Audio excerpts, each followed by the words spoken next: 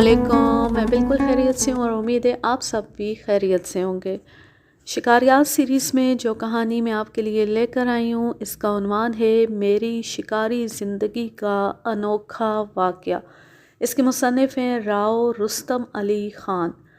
पहाड़ के नीचे मैं कर्नल विल्सन के शिकारी कैंप में पहुंचा ही था कि सूरज ग़ुरूब हो गया।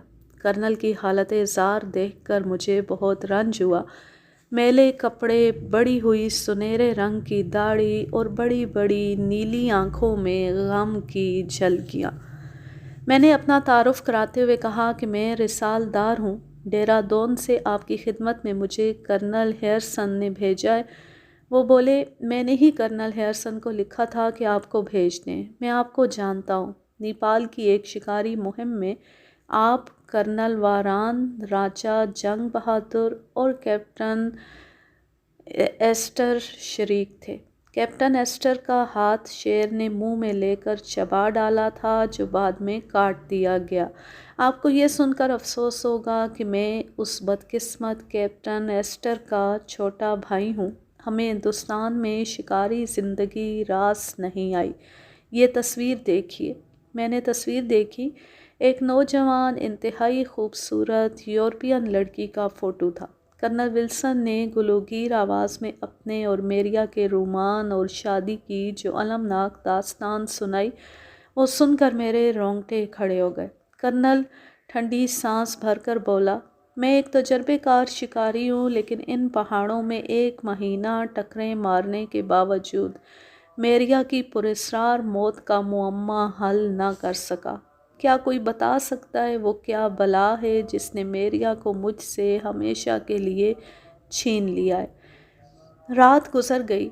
दूसरे दिन मैं और कर्नल विल्सन एक जंगली रास्ते पर चल पड़े। ये सांप की तरह बल खाता तंग रास्ता था, जिसके दोनों तरफ झाड़ियों, लंबे घास और दरख्तों की भरमार थी। जब घने जंगल में दाखिल हुए तो हमारे सर पर आसमान से बातें करती हुई सरसब्ज पहाड़ी चोटी थी।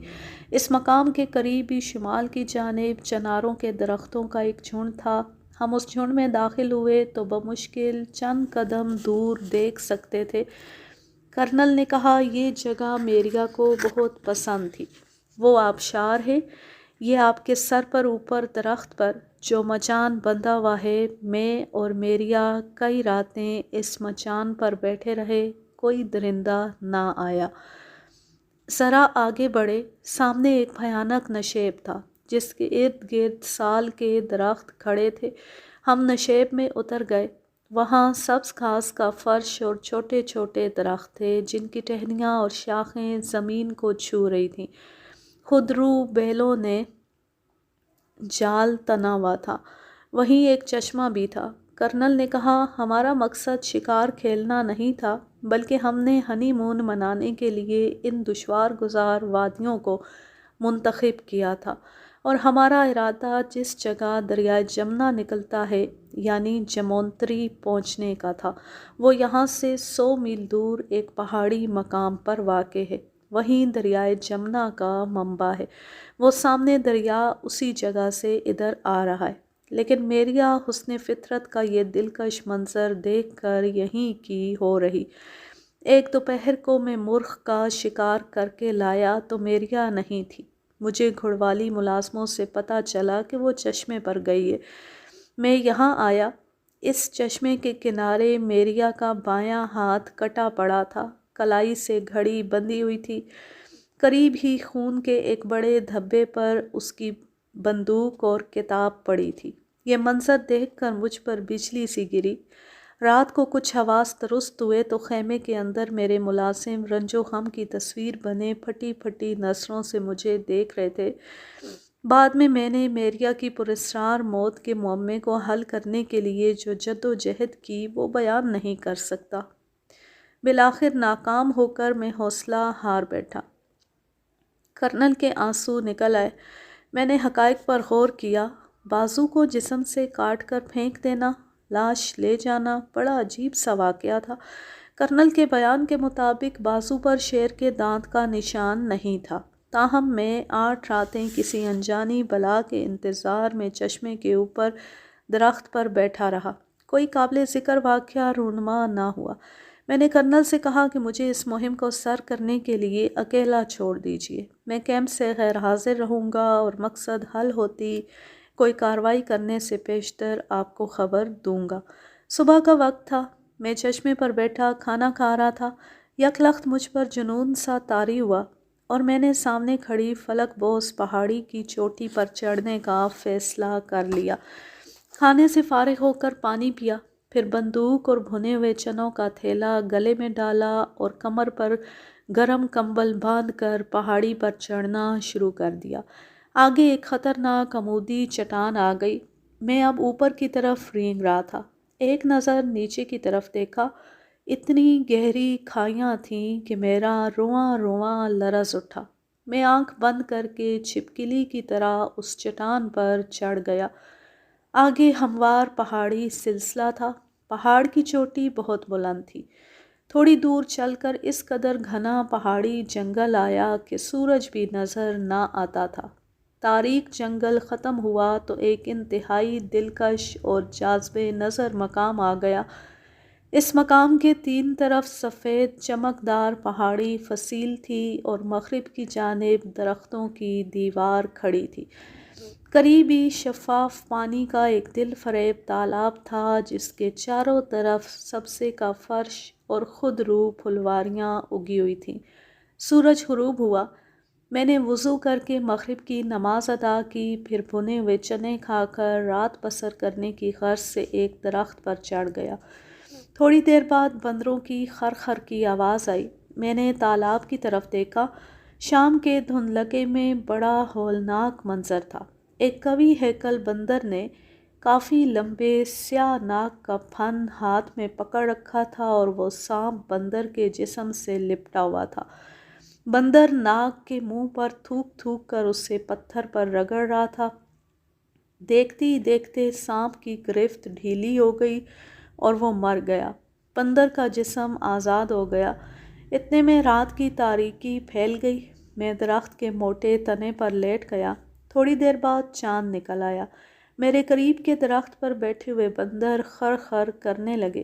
یکا یک اس درخت سے ایک بندر لڑکھنیاں کھاتا ہوا زمین پر گرا۔ میں نے غور سے دیکھا، وہی ناگ کا قاتل تن و من بندر تھا۔ ایک کالے رنگ کی ناگن اس کی گردن سے لپٹی ہوئی تھی۔ وہ گھبرا کر تالاب کی طرف بھاگا اور گھاس پر گر کر مر گیا۔ وہ ناگن رینگتی ہوئی سامنے ایک غار کی طرف روپوش ہو گئی۔ سنا کرتے تھے کہ ناگن اپنے ناگ کا انتقام لیے بغیر چین سے نہیں بیٹھتی، لیکن اس روایت پر کبھی یقین نہیں کیا تھا۔ میں اس بندر کا انجام دیکھ کر حیران و ششدر رہ گیا۔ میں نے پھر تالاب کی طرف دیکھا تو ڈر کے مارے میرا دل بیٹھ گیا۔ تالاب کے اندر انسانوں کی کھوپڑیاں تیر رہی تھیں۔ لمحے بھر کے لیے میرا سانس رک گیا۔ ایسا محسوس ہوتا تھا جیسے بہت سے پراسرار انسان سطح آب پر سر نکالے پانی کے اندر تیر رہے ہوں۔ میں مشہور انگریز شکاریوں کے ہمراہ انتہائی بھیانک اور تاریک جنگلوں میں شکار کھیل چکا تھا، لیکن ایسا ہیبت ناک منظر کبھی نہ دیکھا تھا۔ ان کھوپڑیوں میں زرد چیتے کی سی آنکھیں چاند کی تیز چاندنی میں چمک رہی تھیں۔ مجھ پر موت کا سکوت طاری تھا اور میں اپنی غلطی پر سخت پشیمان رہ رہ کر خیال آ رہا تھا کہ اس دشوار گزار پہاڑی پر چڑھنے سے میریا کے قاتل کا کیا تعلق۔ میں نے جائے واردات کو چھوڑ کر اس پہاڑ پر چڑھ کر سخت غلطی کی تھی۔ دوسرے لمحے ہمت کر کے میں نے پھر تالاب کی طرف دیکھا تو اپنی بزدلی پر سخت نادم ہوا، کیونکہ ایک اود بلاؤ تالاب کے کنارے بیٹھا تھا۔ میں سمجھ گیا یہ سب اود بلاؤ ہیں۔ اگر اود بلاؤ کو نہ دیکھتا تو فوراً واپس جا کر کرنل ولسن کو بتاتا کہ یہ پہاڑ بدروحوں کا مسکن ہے اور میریا کی موت میں انہی کا ہاتھ ہے۔ اود بلاؤ گوشت خور جانور ہے، یہ خشکی پر بھی چل پھر سکتا ہے، لیکن اس کے جسم کی بناوٹ پانی کی زندگی کے لیے زیادہ موزوں ہے۔ یہ جتھے بنا کر مچھلیاں شکار کرتے ہیں اور دریاؤں اور جھیلوں کے کنارے بل بنا کر رہتے ہیں۔ رات درخت پر ہی گزار دی۔ صبح ہوئی تو پرندے چہچہانے لگے۔ میں درخت سے اترا تو ایک سور نے میرا استقبال کیا۔ میں نے فائر کیا، اس کی کھوپڑی اڑ گئی۔ میں چوٹی کی طرف چل پڑا۔ تھوڑی دور چل کر ایک آبشار آیا۔ میں وہاں چنے کھا کر لیٹ گیا۔ دوپہر ڈھلے اٹھ کر آگے چل دیا۔ میرے سامنے خوبصورت پہاڑی نظاروں کا سلسلہ دور تک چلا گیا تھا۔ اچانک اس جنگل میں بین بجنے کی سریلی آواز سنائی دی۔ میں نے ادھر ادھر بین بجانے والے کو تلاش کیا مگر پتہ نہ چلا۔ پھر وہ دلکش آواز بند ہو گئی۔ میں ایک پتھر پر بیٹھ گیا۔ سامنے سے بہت لمبا سفید رنگ کا ایک انتہائی حسین سانپ رینگتا ہوا آیا۔ میں نے رائفل شانے سے لگائی اور گھوڑا دبا دیا۔ اس سانپ کے 2 ٹکڑے ہو گئے۔ دفتن عقب سے آواز آئی، جناب یہ سانپ کیوں مار ڈالا؟ میں نے پیچھے دیکھا۔ ایک معمر شخص ہاتھ میں توڑے دار بندوق لیے کھڑا تھا۔ اس کی آنکھوں میں غضب کی چمک تھی۔ میں نے پوچھا، یہ سانپ آپ کا تھا؟ جناب میں اسے پکڑنا چاہتا تھا، یہ بہت نایاب ناگ تھا، میں اس کے منہ مانگے دام وصول کرتا۔ آپ شکار کی غرض سے یہاں آئے ہیں؟ آپ کو کیا بتاؤں کہ میں یہاں کیا کرنے آیا ہوں؟ مجھ سے ایک غلطی سرزد ہوئی ہے۔ پہیلیوں میں بات مت کیجیے، مجھے بتائیے کہ کیا معاملہ ہے؟ جناب کبھی میں شکاری تھا، پیشہ ور شکاری، معاوضہ دینے میں بہت کنجوس ہوتے ہیں، اس لیے شکاری زندگی کو خیر بات کہہ کر میں نے سانپ پکڑنے شروع کر دیے۔ ناگ دہرادون اور مسوری میں یورپین سپیروں کے ہاتھ فروخت کر دیتا ہوں۔ میرا نام نظام الدین ہے، میں ضلع آگرہ کا رہنے والا ہوں۔ میں نے اسے بتایا کہ میں فوج میں رسالدار ہوں۔ آپ میرے ساتھ چلیے، وہیں باتیں ہوں گی۔ میں نظام الدین کے ہمراہ پہاڑی چوٹی کے عین نیچے ایک کھلے پہاڑ پر پہنچا۔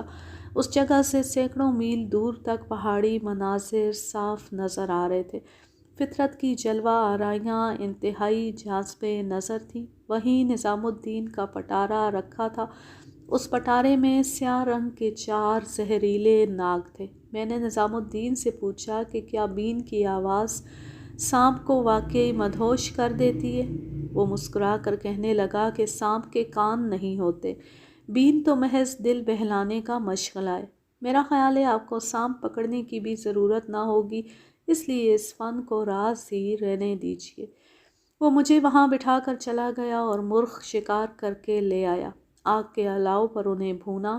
ہم دونوں پیٹ بھر کر مرغ کھا چکے تو مغرب کی نماز ادا کی۔ کچھ سردی کی سی لہر آئی، میرے دانت بجنے لگے۔ کمبل اوڑھا اور الاؤ میں مزید لکڑیاں ڈال کر آگ جلائی تو طبیعت بحال ہوئی۔ میں پہاڑ کی بلند چوٹی کی طرف دیکھنے لگا۔ بڑا دلکش منظر تھا۔ ڈوبتے سورج کی نارنجی کرنوں نے چوٹی پر جمی ہوئی سفید برف کو گلنار بنا رکھا تھا۔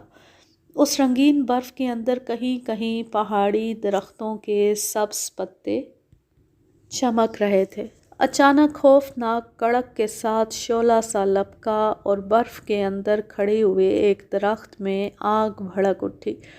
آگ کے خوفناک شعلے آسمان کی طرف لپکنے لگے۔ میں نے دہشت زدہ ہو کر دیکھا، پہاڑی کی چوٹی کے چاروں طرف سیاہ رنگ کے گہرے بادل چھائے ہوئے تھے۔ بجلی پھر چمکی اور میں سمجھ گیا کہ درخت پر بجلی گری ہے۔ نظام الدین نے بتایا کہ ان پہاڑوں پر بجلی گرنے کا یہ معمول ہے۔ میں نے اسے میریا کی پراسرار موت کا واقعہ سنایا تو نظام الدین چونک پڑا اور کہنے لگا، اچھا وہ بلا ابھی تک نیچے پہاڑ پر موجود ہے۔ جناب یہ معجزہ ہے کہ اللہ تعالیٰ نے آپ کی ملاقات مجھ سے کرا دی۔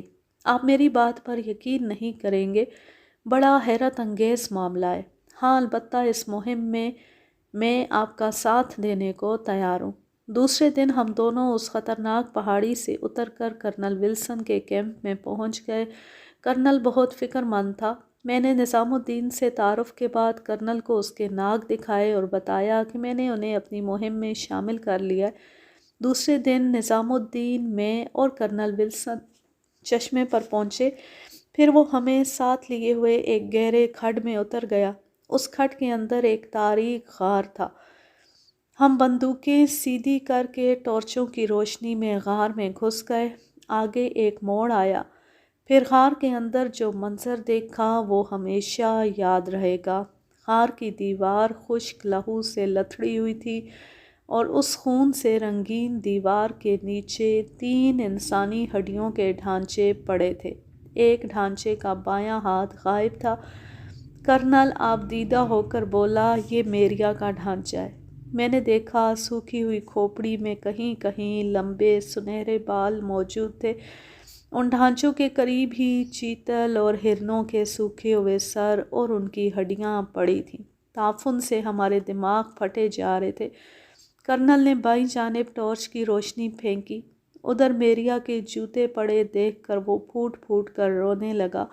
نظام الدین بولا، کرنل صاحب صبر کیجئے، میں بھی زخم خوردہ ہوں۔ یہ ڈھانچہ میرے جگری دوست ظفر کا ہے۔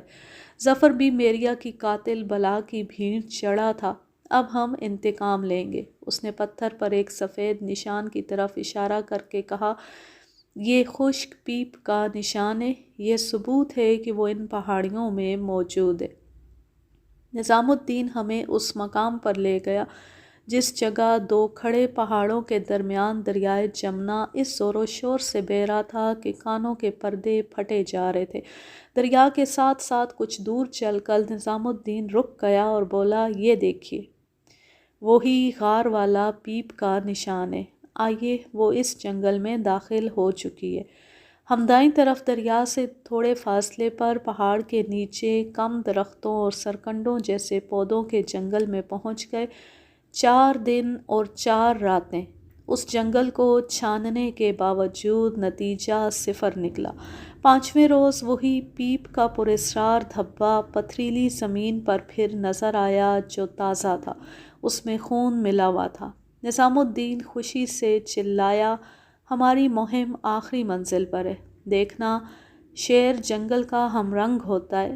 شیر درختوں کے سائے میں بیٹھا ہو، سورج چمک رہا ہو، کرنیں درختوں کے پتوں سے چھن چھن کر زمین پر گرتی ہوں تو زمین، دھوپ اور سائے اس طرح ملے ہوئے ہوتے جس طرح شیر کے جسم پر سیاہ دھاریاں ہوتی ہیں۔ اس لیے شیر کا رنگ اس کے لیے فائدہ مند اور شکاریوں کے لیے ضرر رساں ہوتا ہے۔ میں آپ لوگوں کو ہوشیار کر رہا ہوں کہ یہ جنگل شیر کے لیے مفید اور انسان کے لیے خطرناک ہے۔ وہ ادھر ادھر دیکھتا رہا اور اچانک ایک طرف اشارہ کرتے ہوئے سرگوشی میں کہنے لگا، وہ دیکھیے، شیر ہے۔ واقعی ایک درخت کے نیچے شیر لیٹا ہوا تھا۔ ہمیں دیکھ کر کھڑا ہو گیا اور پھر نہایت آہستہ آہستہ ہماری جانب بڑھا۔ ہمارے قریب کوئی درخت نہیں تھا جس سے ہم مچان کا کام لیتے۔ جنگل کے شہنشاہ کے چلنے کا شاہانہ وقار دیکھ کر ہماری آنکھیں کھلی کی کھلی رہ گئیں۔ اس نے انگڑائی لے کر منہ کھولا۔ لمبے اور نوکیلے دانت دیکھ کر ہم پر لرزہ طاری ہو گیا۔ جن لوگوں کا شیر سے پالا پڑا ہے وہ خوب جانتے ہیں کہ بغیر مچان کے آمنے سامنے مقابلہ کر کے شیر کو مار دینا انسان کی بہادری کم اور معجزہ زیادہ ہوتا ہے۔ شیر گولی کھا کر ہمت نہیں ہارتا بلکہ گولی چلانے والے پر پورے غیظ و غضب سے حملہ کرتا ہے۔ میرے متعلق مشہور تھا کہ میں بغیر مچان کے شیر ہلاک کر دیتا ہوں، لیکن میں ہی جانتا ہوں کہ وہ جرأت کا کام نہیں بلکہ جنگل کے بادشاہ کے ساتھ دھوکہ ہوتا تھا۔ دو بدو مقابلے کے لیے شکاری کی پشت پر تناور درخت کا ہونا ضروری ہوتا ہے، لیکن میں، کرنل ولسن اور نظام الدین بہت برے پھنسے تھے۔ ہمارے قریب کوئی درخت اور کسی قسم کی کوئی اوٹ نہیں تھی۔ شیر متکبرانہ ادا سے ہماری طرف بڑھ رہا تھا۔ نہ ہراہٹ تھی نہ دھاڑ، وہ ہم سے 20 گز سے زیادہ دور نہ تھا۔ نظام الدین کے پاس توڑے دار بندوق تھی۔ میں نے اور کرنل ولسن نے شیر کے منہ کا نشانہ لے کر اپنی اپنی رائفل سے ایک ساتھ 2 فائر کیے۔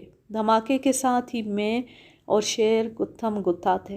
یہ اتنی تیزی سے ہوا کہ مجھے قطعاً علم نہ ہو سکا کہ یہ کیسے ہوا۔ پھر اچانک ہی میں اس کی گرفت سے نکل کر نشیب میں لڑھکتا چلا گیا۔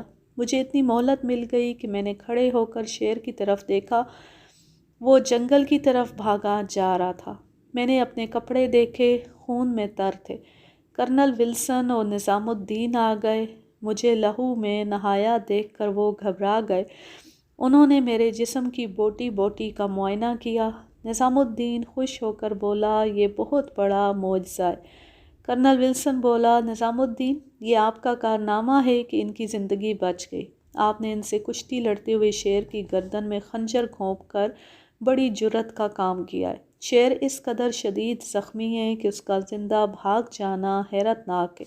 وہ دریا کی سمت گیا ہے، 2 گولیاں اس کے جسم میں گھس گئی ہیں اور نظام الدین کا خنجر اس کی گردن میں پیوست ہے۔ میرا دل ابھی تک زور زور سے دھڑک رہا تھا، تاہم میں نے ہمت کر کے کہا کہ ہمیں فوری طور پر زخمی شیر کا تعاقب کرنا چاہیے۔ ہم اس کے خون کے نشان دیکھتے چل پڑے۔ میرے حواس مکمل درست نہیں ہوئے تھے۔ قسمت کی ستم ظریفی ملاحظہ ہو کہ میں اپنے ساتھیوں سے جدا ہو گیا، کیونکہ جنگل گھنا اور میں زخمی تھا۔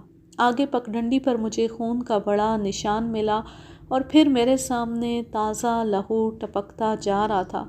خون کا یہ نشان مجھے چشمے کی جانب لے گیا۔ میں چشمے کے قریب پہنچا تو سورج ڈوب گیا اور تاریکی پھیلنے لگی۔ قریب کی جھاڑیوں میں کسی انسان کے کراہنے کی آواز آئی۔ میں نے ٹارچ روشن کر کے ادھر دیکھا۔ کرنل ولسن کا ایک گھڑوالی ملازم کرم سنگھ خون میں لت پت پڑا کرا رہا تھا۔ میں نے اسے اٹھایا۔ کرانے کی آواز کے ساتھ یہ الفاظ اس کی زبان سے نکلے کہ ریجا کو ناگ نے ڈس لیا ہے، میں آپ لوگوں کی تلاش۔ الفاظ اس کے منہ میں اٹک کر رہ گئے اور اس کا سر ڈھلک گیا۔ وہ میرے ہاتھوں میں دم توڑ گیا۔ اتنے میں کرنل صاحب اور نظام الدین آ گئے۔ وہ کرم سنگھ کی لاش دیکھ کر حیران رہ گئے۔ شیر نے اس کے پیٹ اور سینے کو چیر پھاڑ دیا تھا، انتڑیاں باہر نکلی ہوئی تھیں۔ ہم لاش اٹھا کر کیمپ میں پہنچے۔ ریجا بری طرح تڑپ رہا تھا اور اس کے منہ سے خون جاری تھا۔ 6 گھڑوالی ملازم پریشانی کے عالم میں اس کے پاس بیٹھے تھے۔ کرم سنگھ کی لاش دیکھ کر وہ زاروں قطار رونے لگے۔ بڑا روح فرسا منظر تھا۔ ایک گھڑوالی بولا، ریجا کو نظام الدین کے ناگ نے ڈس لیا ہے، یہ پٹارا کھول کر سانپ دیکھ رہا تھا۔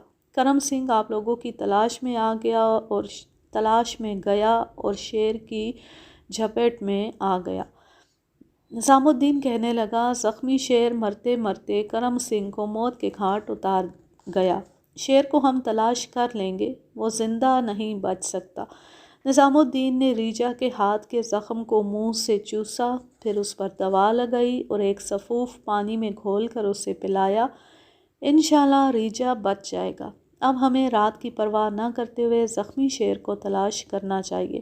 جس جگہ میریا کی لاش کا پنجر دیکھا تھا، ہم اس غار کے منہ پر پہنچے۔ اندر سے زخمی شیر کے زور زور سے سانس لینے کی آواز آئی۔ ٹارچ کی روشنی میں دیکھا، شیر غار کے دھانے سے تھوڑی دور اندر پڑا سسک رہا تھا۔ نظام الدین نے خوشی سے اچھل کر کہا کہ میریا کی قاتل یہی شیرنی ہے۔ شیرنی مر رہی تھی۔ کرنل ولسن نے اپنی رائفل کی گولی اس کی چھاتی پر داغ دی۔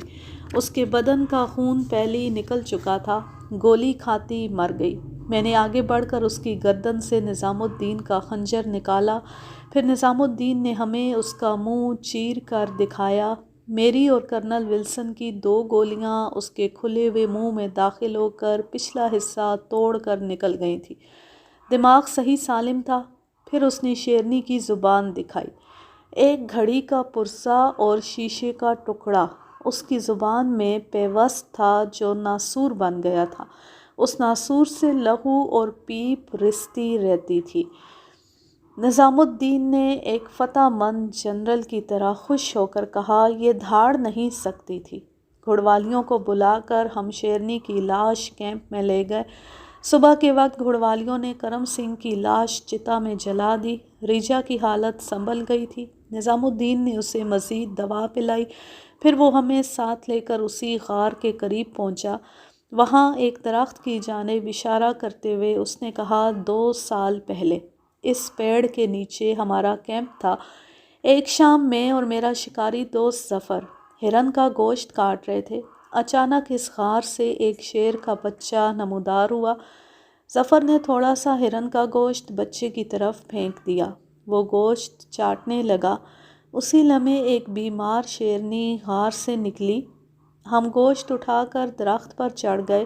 وہ بچہ گوشت چھوڑ کر اپنی ماں کے تھنوں کو چوسنے لگا۔